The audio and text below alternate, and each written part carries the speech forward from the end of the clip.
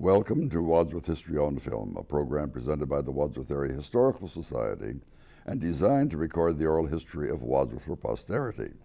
I'm your host, Cesar Carino, with a bad cold, but we're going to have to continue anyway because this series of 20 different programs to design the structure of what the 200th anniversary is like, and the people who made it possible, three of whom are here today, has to be done by March 15th, and this is already the 1st of March, or almost the 1st of March. So we'll have to suffer through my cold and let the people who actually did the work to do the talking.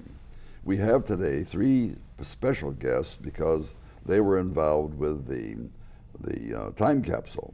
As a matter of fact, we have one who actually dug it up, and that's our undertaker. We don't call them undertakers anymore, do we? Funeral directors. Funeral directors.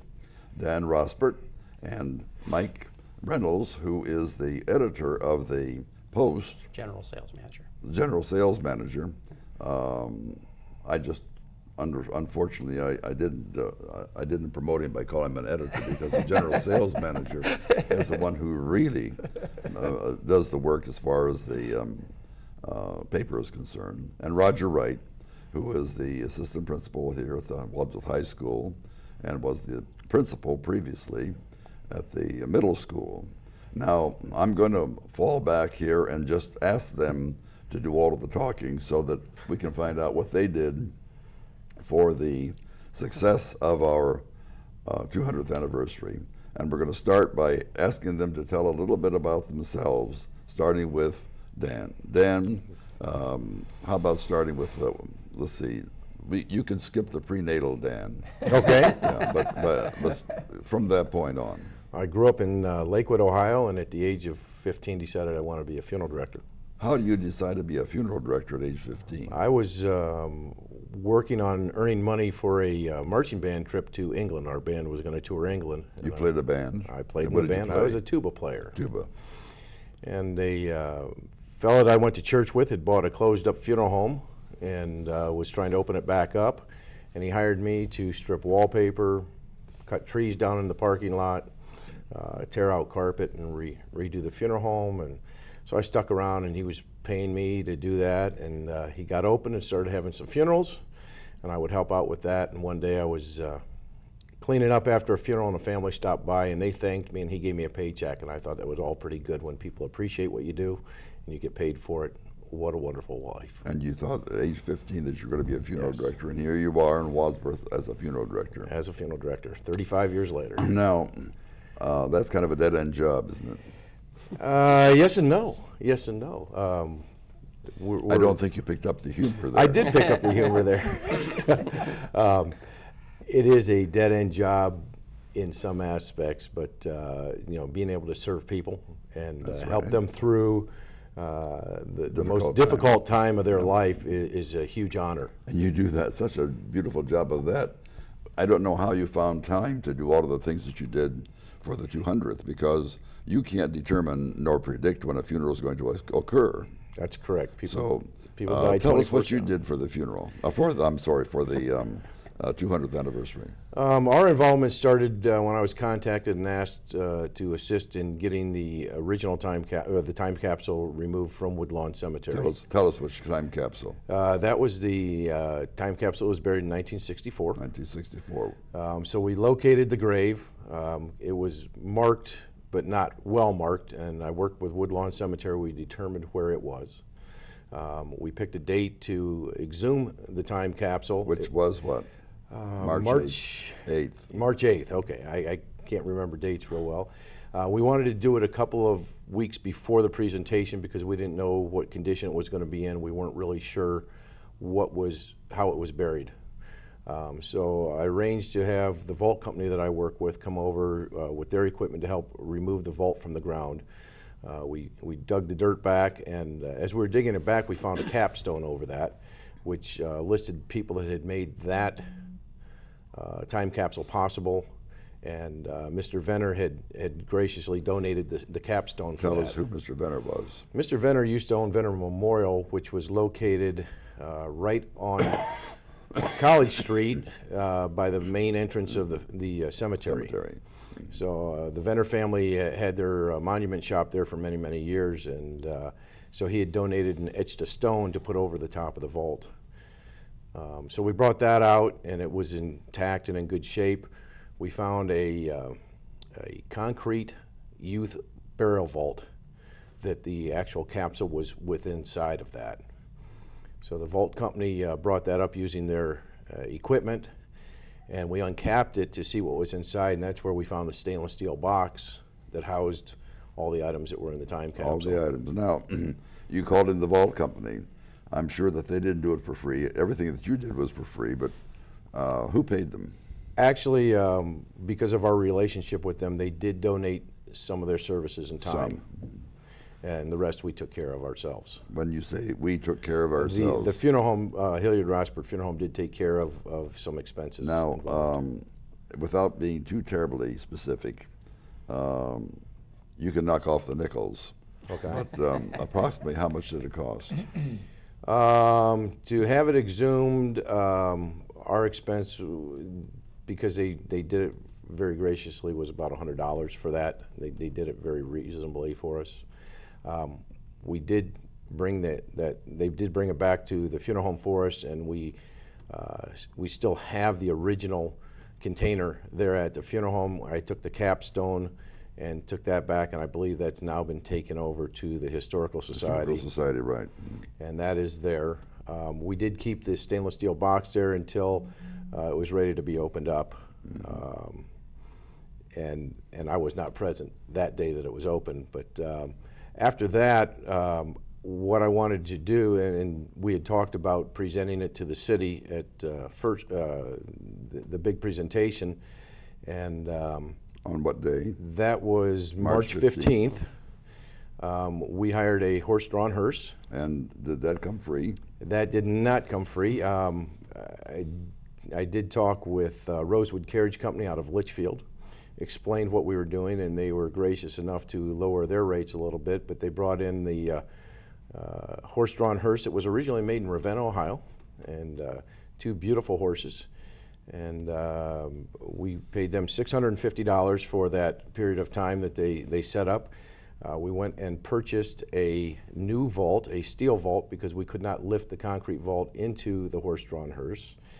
I purchased that and painted it gold because the original time capsule was gold. Now, the reason we're asking the prices here is that all of these things are designed to give the people in 2064 an idea of what their expenses are going to be. How much did that cost? The vault was $479. So we're up to $1,100 so far. We put several coats of gold paint on it because it's originally white, but just some good spray paint, so a few cans of spray paint, and we redid the entire time capsule for that presentation. We then loaded it in on the we loaded it into the hearse on the 15th and staged ourselves in front of Grace Lutheran Church until the bells tolled. And at that time, we proceeded down to present the time capsule to the City of Wadsworth. As a matter of fact, there was a question as to how you were going to get the message from Grace Lutheran, which we have to say this geographically. From the center of town, Grace Lutheran is about, what would you say, 1,000 feet north, Yes. on the west side of the road. And we can't assume that these are going to be there because in 1964, five schools that were here were not here in 2015. They were all torn down. We have new schools, so you never can tell. So we're going to have to do this geographically. And what we did was to try to give you the signal. Well, there were so many people. We figured about 6,000 or 7,000 people there that no one seemed to be able to get you to start. So the mayor said to me, said, Caesar, you have a booming voice, which you don't have today because I have this bad cold. Said, do something. So I said, let the festivities begin. And for whatever reason, you heard it. And then you trotted up with it. Well, the mayor's husband actually told the bell. At that point, he started ringing the bell at City Hall. Right. And that's when we started coming up to the square at that point. Which, incidentally, was a gift from the mayor and his wife, and I was the mayor and the wife that helped to give that, or gave that bell to the city in 2004 as I left office. We're going to come back to you with a lot of information that you have, or ask you to give a lot of information you have. And now let's go to Mike Reynolds, who is not a Wadsworth native. I am not. And who is not even living in Wadsworth. No, I do live in Wadsworth. He lives in Wadsworth now. That's good because we love to get that income tax money. And particularly from those people who get the great big bucks, you know, when they work for a small newspaper. Of course, it's not a very small newspaper, is it? No, not anymore. We actually have 9 local editions 9 local editions, that's right. Tell us a little bit about yourself, where you were born, and we'll come back to you again later on. You have to tell us who your family are. Okay. Now tell us who I was actually born in Elyria, Ohio. Moved. I'm sorry, go ahead. Could I interrupt just for a second? Sure. The person who named Elyria was Eli. Okay. E-L-Y, born in Wadsworth. Really? Yes. No. Good information. Well, I was at Elyria Memorial Hospital and moved shortly thereafter to Norton, where I lived most of my entire youth after that until I graduated from Norton High School. My family owned a business in Barberton, a small grocery store and laundromat, so I grew up working there, and doing that, you learn many different skills and abilities and learn to deal with the public. Where did you, pardon me, where did you go to school in Norton? I went to Loyal Oak Elementary, and then we were the last group of kids to go through there before they converted the old Cornerstone Elementary into an elementary that was more centralized. And do you remember who your principal was? At Loyal Oak, I do not. Arthur Bell? Oh, yeah, I do remember Mr. Bell. Okay. He ended up being the superintendent. No, he was a principal. He retired as a principal. Okay, I do remember Mr. Bell. But his daughter is the secretary, or the administrative assistant. Incidentally, we should stop at this point. One of the words that has been changed within the past 2 or 3 years, and I'll bet you, I see you're smiling down there, we no longer call them secretaries. They're now called administrative assistants. But the administrative assistant to the mayor is Kathy Bell Perchowski, who is Art Bell's daughter. Okay. I did know that. Right. Go ahead, please. A side note there, I actually was her son Jeremy's confirmation sponsor at Sacred Heart, so I do know Kathy pretty well. Anyways, at that point, I met my wife in my sophomore year in high school on a blind date. She was from Highland High School. Tell us what your wife's name was. Her name was Lisa Kappa. And K-A-P-P-A? K-A-P-P-A. And, like the Greek letter? Exactly. We ended up, obviously, in the long run, getting married. Graduated from high school, got married, had 3 children. Oldest Michael, our daughter Amelia, and youngest daughter Caitlin. Amelia is the only one married. Michael's getting married in July, actually. But Amelia was married a few years ago to Joe Capitosta, and we actually had our first grandson in October, Dean Michael. And where do you live here in Wadsworth? I live in right off of Hartman Road in Pheasant Hills Development. Pheasant Hills Development. Now, one of the Capitostas was I think, yes, a judge many years ago. Related, perhaps? Perhaps. I do not know that. It's not possible. And grandchildren?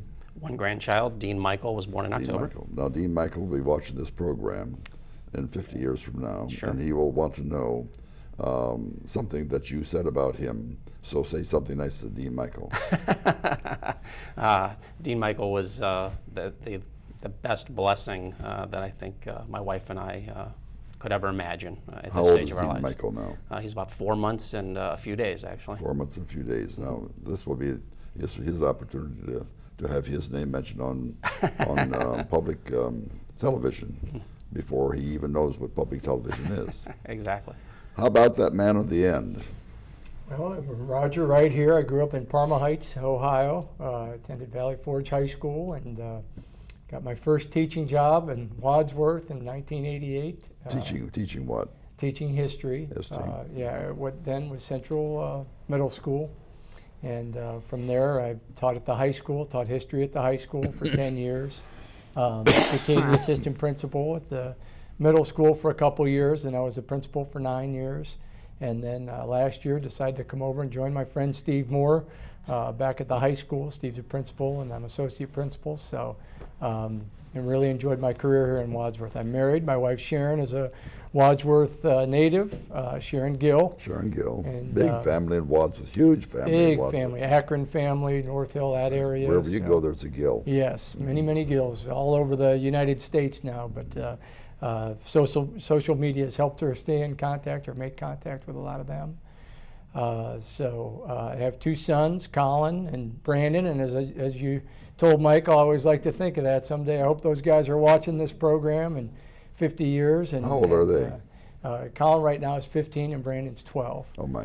So yeah, so I'd like to. Those kids will live to be 100 or more. And Caesar, I'd like to give them a message too, if they are watching in 50 years. All those things they made fun of me being an old man and making funny noises and my bones creaking and everything. I hope that's not coming back to haunt them at this point. You can be assured that it will come back to haunt them unless they have some magic potion. I'm 84 years old. And I never criticized anyone for bones creaking because I knew it was going to happen. Now these kids might not have that happen to them because of all the modern medicine and so forth, but let me tell you right now, the bones creak. All of them may creak. Now, we said that we're going to come back to you to tell us a little bit about your family. Your wife Brenda is just a delightful person and everyone loves her. And obviously you did because you married her, but tell us a little about Brenda and your children. Well, Belinda and I met while we were in mortuary school. Belinda, yes. That's all right. We actually met in mortuary school. A lot of people laugh about that. This has to be the first time. I've done over 360 of these programs. This has to be the first time that we had some kind of a meeting at the mortuary school. Yes, it's a fairly common occurrence these days. Oh, really? So it leads to some pretty interesting dinner time conversations at our house. We have two sons, Daniel, who is a junior at Ohio State University this year, and Thomas, who is a senior here at Wadsworth High School. Thomas will be attending Ohio State in the fall also. My parents since we moved to Wadsworth in '92, my folks moved from Lakewood to Wadsworth, and they help out around the funeral home and our event center also. Your father's there all the time. Dad's there all the time, and Mom helps out with the event center and runs errands for us and things like that. Tell us about the event center. The event center is the former AAA here in Wadsworth, which was geographically located on between High Street and Pardee on Boyer Street. That was the AAA, and 2 years ago, Belinda and I purchased it because we saw the fading of churches doing after funeral dinners and unchurched people not having a place to go for a meal after funerals. And so we thought we would open that up, and it has become its own business in itself, and that we host a lot of bridal showers, baby showers, small wedding receptions, retirement parties, and different civic meetings use the facility. So we're running two different facilities at the time, and it's just been a nice thing to provide to the community. The building had sat empty for 2 years. That's right. And it was just nice to revitalize it and open it up and make it a useful, viable building again in town. So, you know, as you were speaking a minute ago, Mike, I was thinking in my own mind, how on earth is a person whose job is to sell thousands and thousands of newspapers?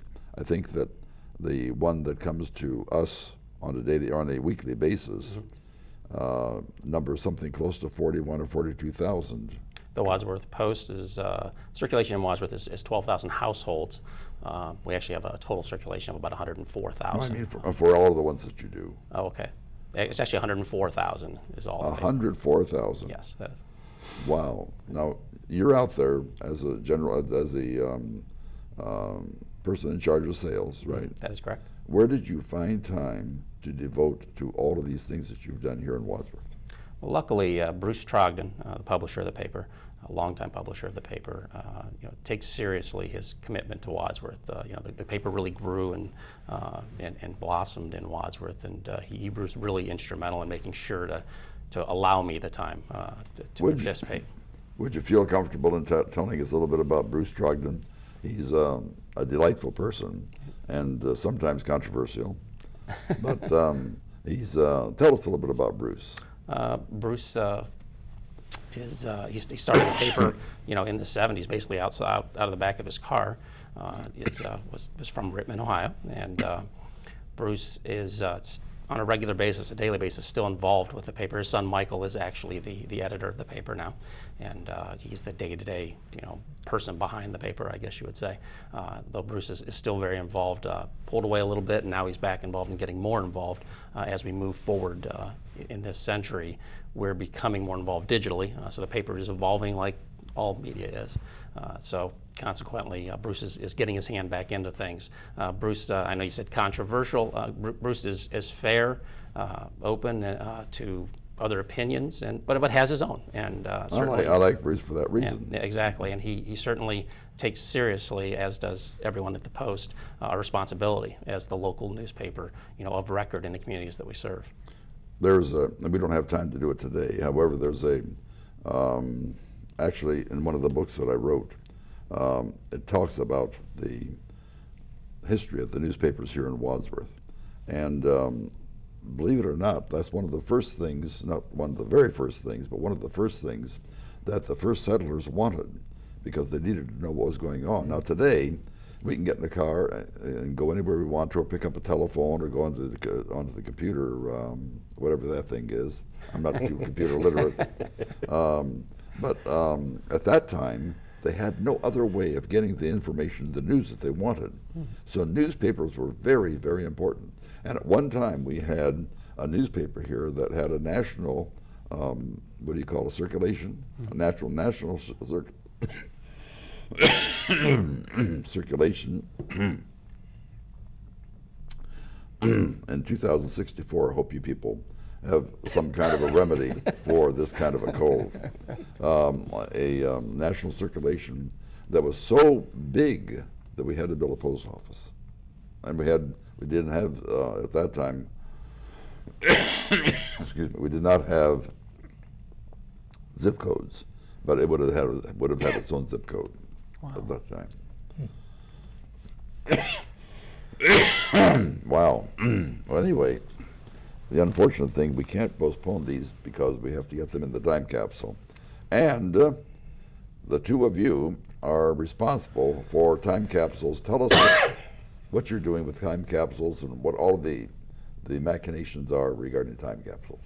Well, Michael and I really it was a spin-off from the Historical Education Committee, was the time capsule. Tell us about that, because committee kind of thought that they needed somebody to oversee that, and we Terry Menzer and I had other responsibilities, and it really would have been helpful to have somebody step up, and it was great that Michael was that guy and willingly stepped up and took the time capsule over and the lead on that, and did all the good arranging with Dan and all the other parties that were involved. So that was a huge help to the committees there. And as Michael and I started to work together, just sketching the plans here for digging up the old one and getting displaying that and unveiling that, and then once that was done, moving on to the new one, and kind of fun thinking what what people would want to put in the capsule to open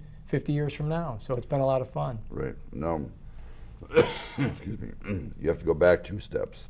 Tell us about the Education Commission or committee, and why you mentioned that, and number 2, why you mentioned Terry Menzer.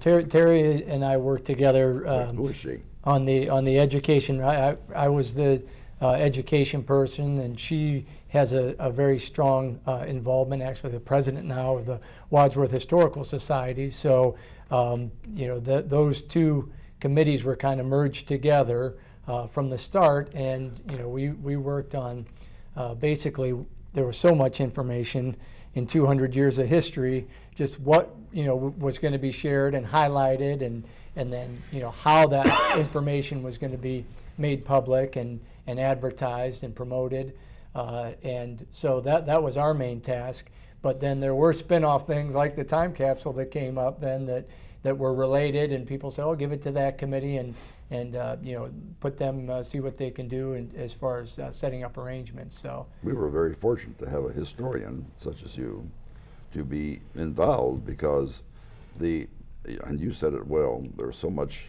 that needed to be said, and you can't say it all. So you identified what could be said. You were able to synthesize that, and that's what a good historian does. I mean, all the details which were not necessary, but you did a beautiful job with that. You and Terry led that committee. I remember I was on that committee, and we met for about 2 years, didn't we? Right, 3 years, yes. 3 years.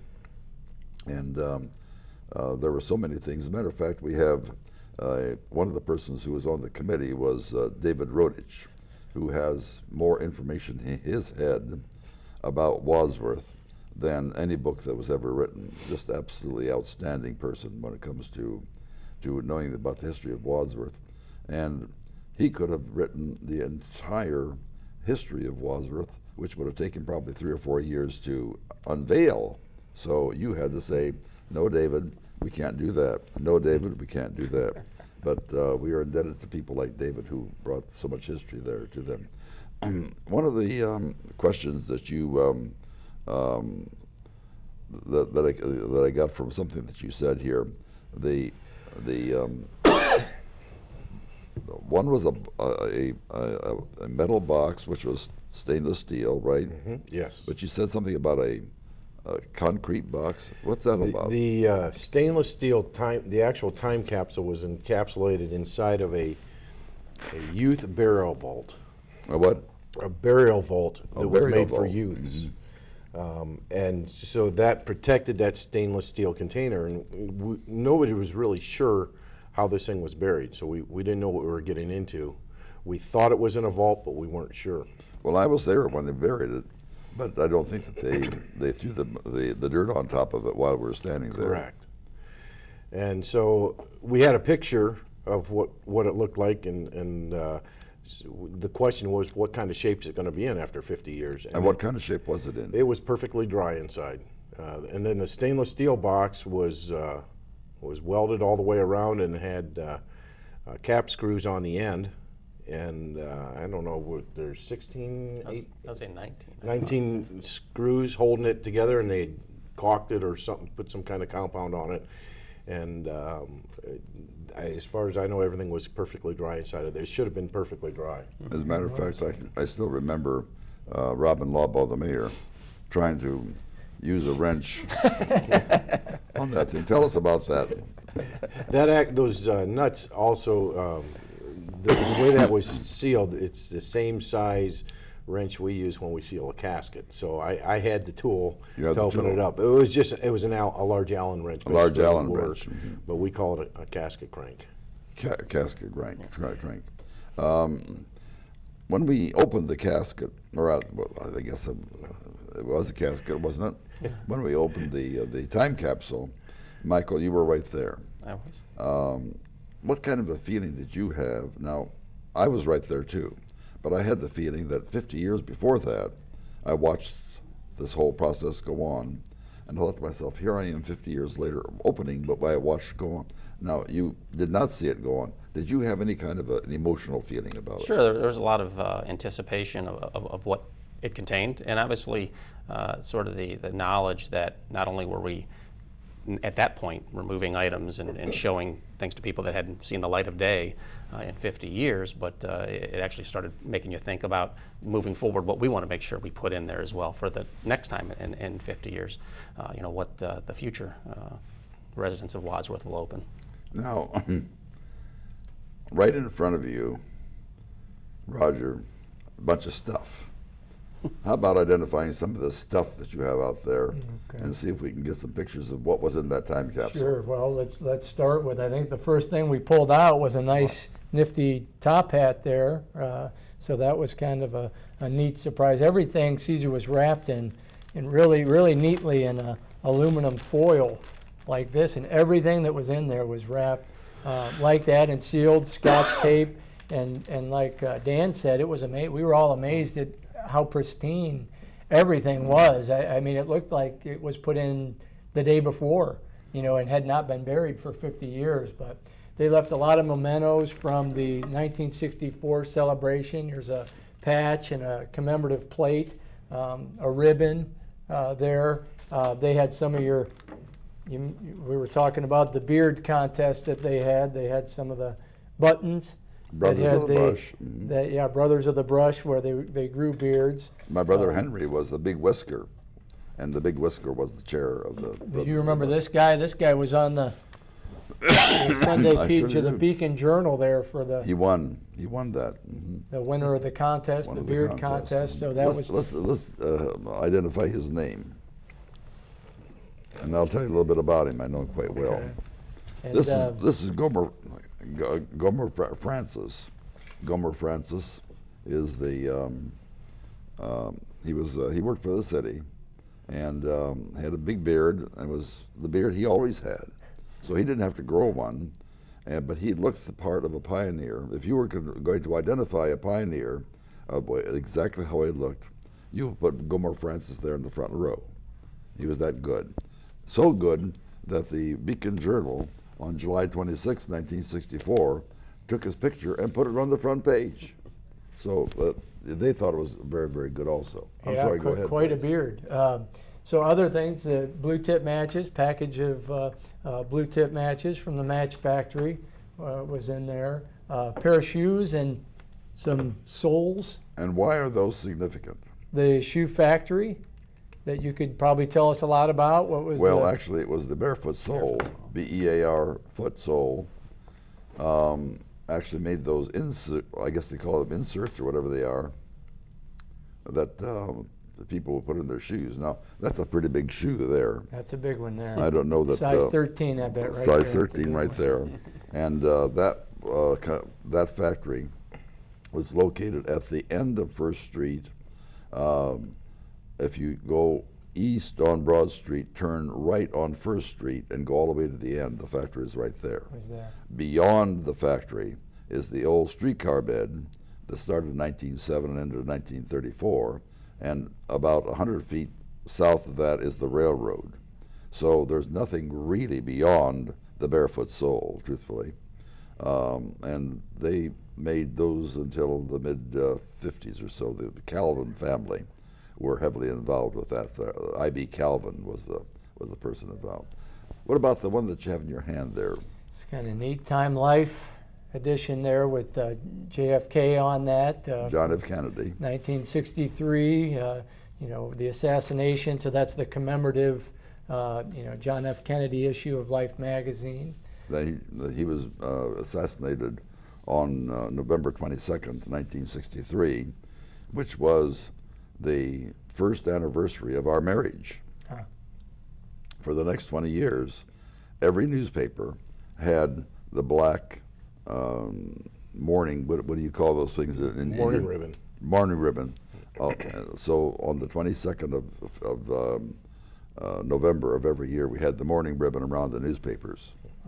That reminded us of our wedding anniversary. But we had a wonderful wedding. Also, they had a number of the car dealerships in town had some of their recent, 1964 advertisements there for Chevrolet. So that was neat. And they had all different car makes were in there. And then Michael can show the rest of the items here.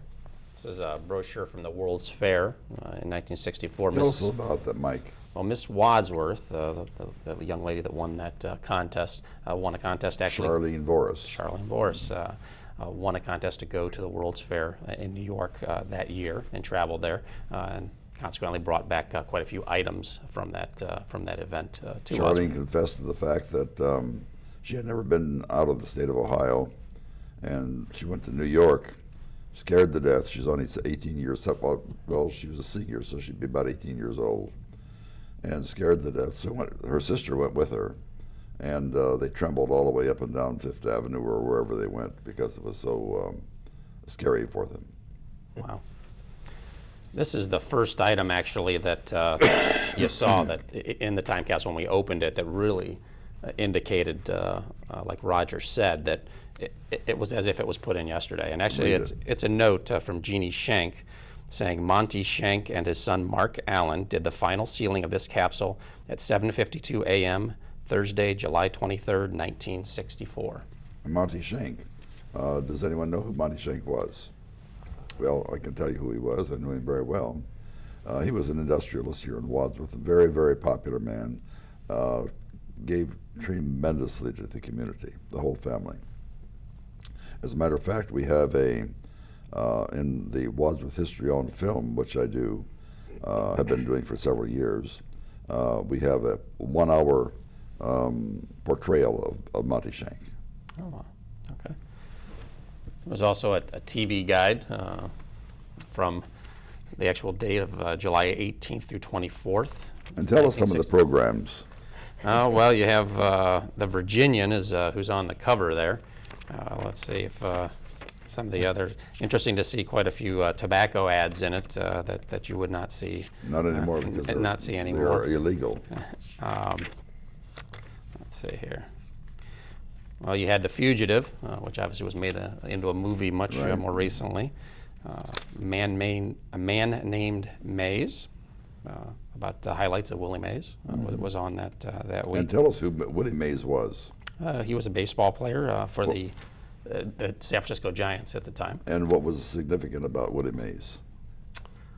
Significant about him, he was one of the best players of all time, and he also caught the over-the-shoulder catch to sort of seal the fate of the 1954 Cleveland Indians. That who was were the most favorites. exciting thing.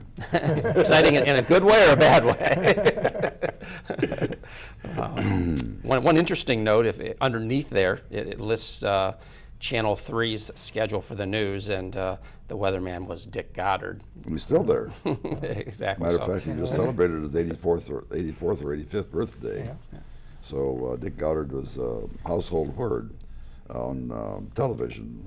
Actually, people use him as their pound sterling when it comes to the weather. You know, hopefully we can get through this with my cold, but we need to have you people tell us a little bit more about some of the things that really went on behind the scenes. Now, we saw, well, how many people? We probably had 4,000 or 5,000 people who watched the opening. Mm-hmm. And people said, oh, they dug that up and there it is. Tell us a little bit about that. The actual opening? No, I mean about all of the behind the scenes. Well, there was coordination on finding it. I did work with the cemetery board of Woodlawn Cemetery and asked them to do the excavation at no cost also. They did donate that to it. The cemetery is a union cemetery, so it's partially run by city and partially run by township. So I had to take... Tell us why it's a union cemetery. Well, what makes it a union cemetery, it's the union of the city and the township together. Right. And it's run by a 5-member board. There's a township representative, a city council representative, a resident, a secretary, and the sexton on that board. And because of its two entities, that makes it a union cemetery. So it's not actually run by one or two of the, by the city or the township. It's run by that board. So we had to do a little talking to them to make sure that they would also pitch in their efforts and time to help us with the excavation on that. What does it usually cost to dig a grave? Currently, to dig a grave is $800, okay. And to do an exhumation now would be $1,600. They usually charge double what they would to dig a grave. So, the cemetery board basically kicked in $1,600 worth of work, effort, and equipment to make this all happen.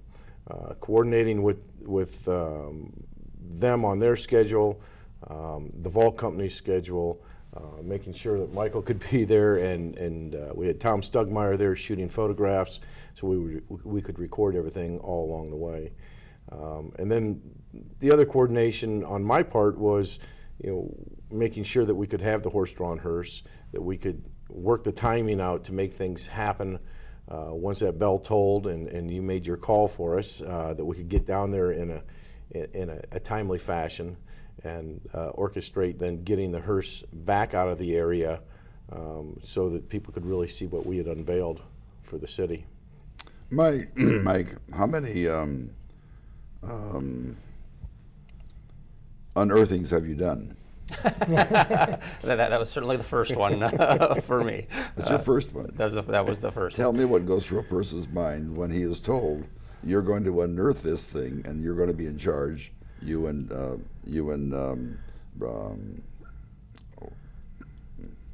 Roger are going to be in charge. You and Roger are going to be in charge. What went through your mind? What?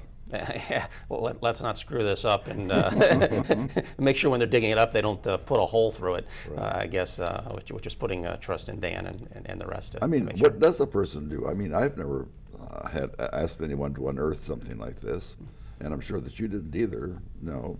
So what goes through your mind? I mean, this is the first time for everything. And I know one of the big things was because of the time of year. The reason why it was March 8th versus earlier is we actually wanted to do it a little bit earlier, but if you remember that was just like this year, a very cold time period, and consequently the ground was frozen, and we had to get to a time where the ground was at least soft enough that we could dig into it. Were you the one who told me, Roger, that the backhoe just bounced? No, I wasn't. I wasn't there when they unearthed it. When they first started, there was about a 3-inch freeze line, and they were having a hard time breaking through the ground initially. But once they got through, it got down about a foot or a foot and a half, I think, when they hit the capstone. We couldn't figure out what was going on because we felt the vault should be much deeper than it was, and it was down. The bottom of it was probably about 5 feet down. So we had got about 12 to 18 inches of earth off, and then we kept hitting this rock and we couldn't figure out what was going on. And they were able to catch the corner of the capstone with the tooth of the backhoe and then lift it up. And then we realized that they had put another stone on top of the vault. So did it break the capstone? It did not. I think we had one little chip in it, yeah. But it's actually in very, very good shape. Were you there? Were the two of you we just there? don't. We just don't have. We didn't have knowledge that was actually going to be there. Nobody knew that was there. Yeah. And so that kind of threw us off a little bit. And then what they have to do is they have to unearth it, get down to the top of the vault, and then they manually dug out around the edges so we could get bars down, angled rebar down underneath the vault, and then lift it out with a little bit, and then get cables on the vault because we weren't sure exactly how it was going to come out. How long did this take? Oh, I think we were there a good hour and a half. I was going to say close to almost 2 hours. Hour and a half, 2 hours. Wow. And when they brought it up, we decided right there to see if we could get the top to come off. So we put a chain onto the top of it, and because there were little U-bolts cast into the concrete lid, and the asphalt seal cracked and opened up for us. Mm-hmm. So we knew right away that things were dry in there. Roger, we probably ought to identify how old we are so that we can determine whether we're going to be here in 2064 or not. You probably are in the middle of us. How old are you? I'll be 50 this summer, so I've got an anniversary coming up, my 50th. You'll be 99 years old or 100 years old by that time, and you probably will be living. Yeah, I could be playing my harp by that time. Right. I'm 46, actually. You more than likely will be watching this, 50 years from now. And I hope so. And I don't stand a chance. What was so exciting about this thing is I was born in 1964. You were born in 64? I was born in 64 on March 11th, 64, and we dug this up March 8th of 64. So it was very exciting for me to see something come out of the ground that was the same age as me. Well, you probably will be here too because modern medicine will probably keep this group. Now, if modern medicine keeps this 84-year-old man alive until 2064, then we're going to say hallelujah. But I don't think that's going to happen. Now, getting back to another part of this that we haven't discussed yet, we brought the hearse. Now, the hearse was not going to do too terribly much heavy lifting work, right? Correct. Now, that hearse would, well, maybe you better tell us, how many pounds would that hearse take? I'm really not sure. That was a big concern we had because the steel vault was a couple hundred pounds, and then the contents, the stainless box, I'd say that was probably 75 to 80 pounds. Yeah, that was almost quarter-inch stainless steel that they had made the box out of. It was quite quite amazing. I believe it was pressurized. That they had pressurized it with nitrogen or something too, and I think that's what helped preserve things. So we probably had 300 pounds in the back of that hearse. And when you think about the days that they actually used those for funerals, people were much smaller. So it was quite a load on that hearse. Right. And I hope that everyone reads the accounts of the funeral directors here in town. Would you like to tell us about them? In what aspect? Well, we had the two different types of funeral directors we right. had. Years ago in Wadsworth, we had a Republican funeral director and a Democrat funeral director. That's right. Well, both of them were Republican to begin with. To begin with, however, the one funeral director who was down south of the square refused to bury Democrats. Now, he was from Pennsylvania, and he's Pennsylvania Dutch, and another Pennsylvania Dutchman who had the same kinds of philosophical and probably even political thoughts got mad at him because he wouldn't do that. So he said, well, I'm going to go get myself an embalmer's license, and I'll bury the Democrats. So in a city, or rather a village at that time that had probably just a few more than 1,000 people, we had two funeral directors. Now, I'm sure you can tell us what was required to get an embalmer's license. These days, or are you talking? No, way back then? 150 years to 150 years ago, I really am not sure. It probably wasn't much education. Probably a little bit of anatomy. No anatomy. No anatomy, no nothing. As a matter of fact, all they had to do was know how to prepare the body with whatever they had there. And I don't want to know what you put in those things. But in addition to that, the requirement was that they had to have a hearse or wagon on which to carry it, and they had to have the facility with which to make a wooden casket. And if they were just a little bit above the norm, they had to have a hat, which you wore when you brought that thing down there. Now you're what, 6 feet 3 or 4? 6'2.5", 6'3", right? Say 6'3". The hat was at least a yard high. It was a tall hat. Big tall hat, and it stood above the hearse. Right. Yeah, but they did not have that tall of a hat. But all of their hats had to be at least a foot high. And when we have pictures of them, and they all were a foot high. And if the cortege came from the south, we knew that it was a Republican, and it came from the north, we knew that it was a Democrat. Wow. Now, the Democrat funeral director didn't have a whole lot to do because there were very, very few Democrats in Wadsworth, just as there are today, very few Democrats in Wadsworth. But the Republican guy was there all the time with all of his people, dead people, obviously. And while we're at that, we might talk about a little bit about the cemetery itself. It was originally given by the Brown family that lived down across from where the present cemetery is right now, and it was the 11 acres. And the codicil was that they could have the city or the village, actually the community, could have that cemetery, all 11 acres of it, but he had to reserve the right to pasture his sheep in there. And people took umbrage at this. I can't think of a better way to keep the grass down than to put sheep in there, and it didn't cost anybody anything, and the sheep got to eat. So if we can do that today, if we put a bunch of sheep there, we wouldn't have to have all these people with mowers trying to get around it, because the sheep would go right up against the stones and keep it nice and clean.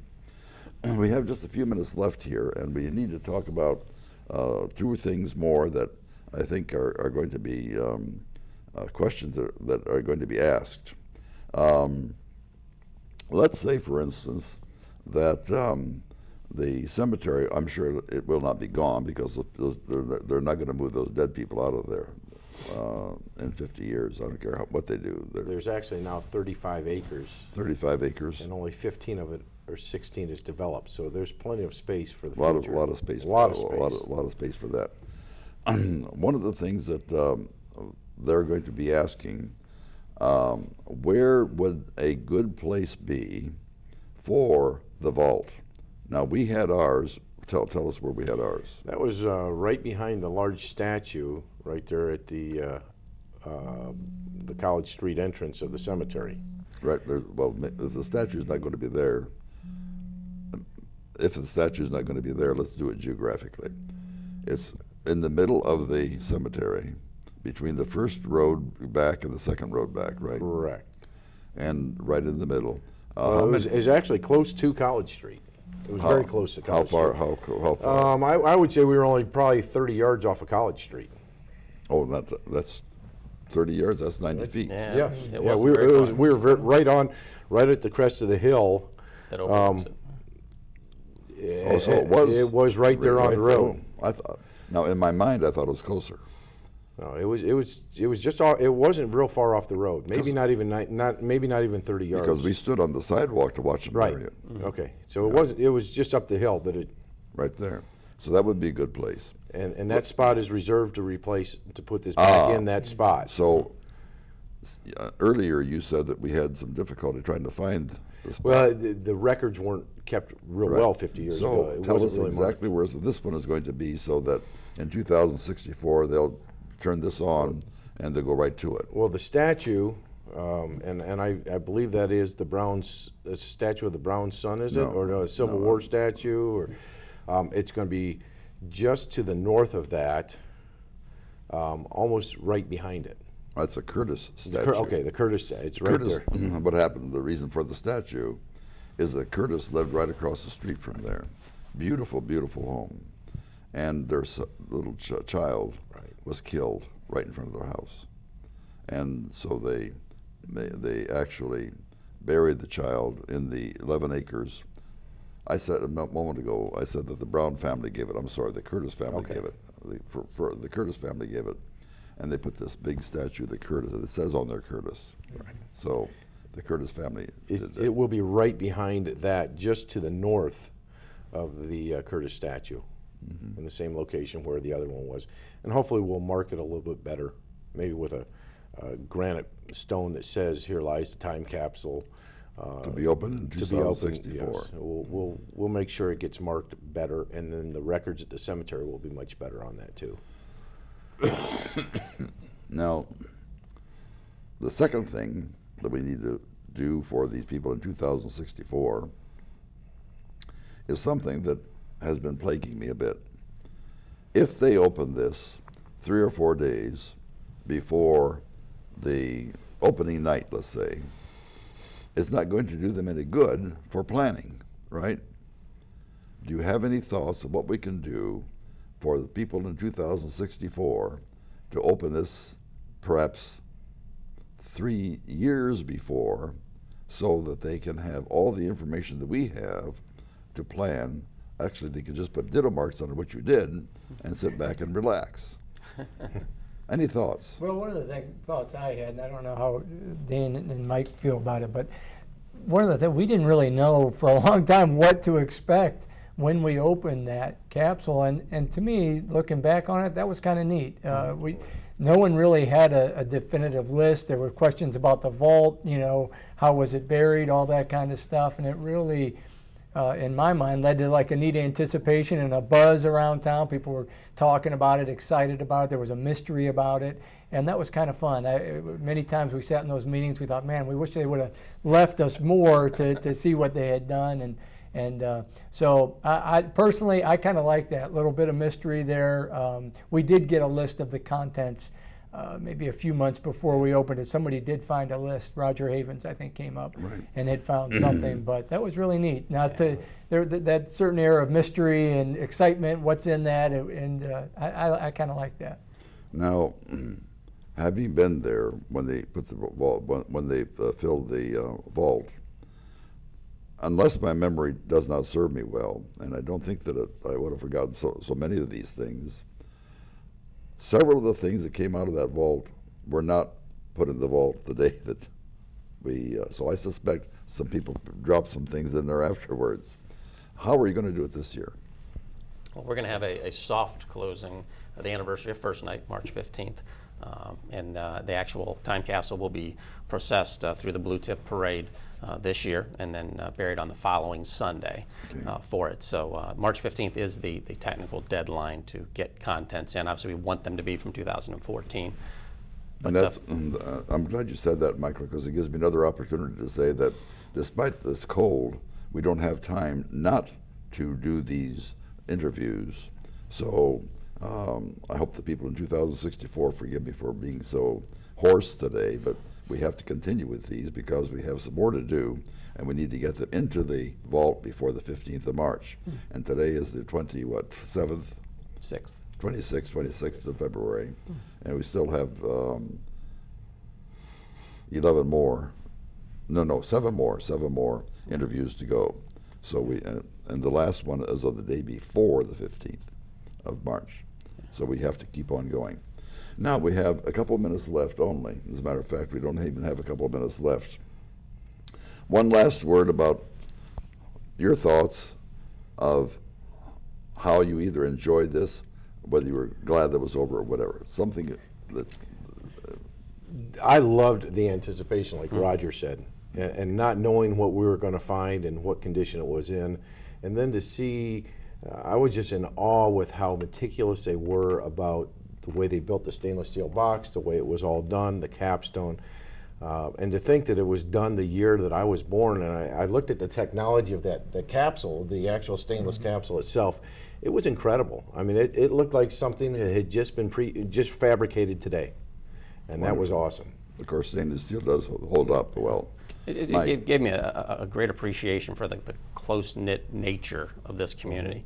There were a lot of people involved. The Cordis watercolor let us display the items and the time capsule. Obviously, Hilliard Rosbert was very involved in all the way throughout. There were a lot of people that donated time and efforts to us that really made it possible. Roger, 15 seconds. I just like the caption, the inscription in the book that Mrs. Shapiro left us about history. People, looking back on a history, and she was giving us a message forward. I thought that was really neat. That's very good. Thank you very much. We have come to the end of our hour, and we want to say thank you for everything that you did to start and end the festivities for the 200th anniversary. You started it, and you're going to end it. You are the parentheses. Thank you.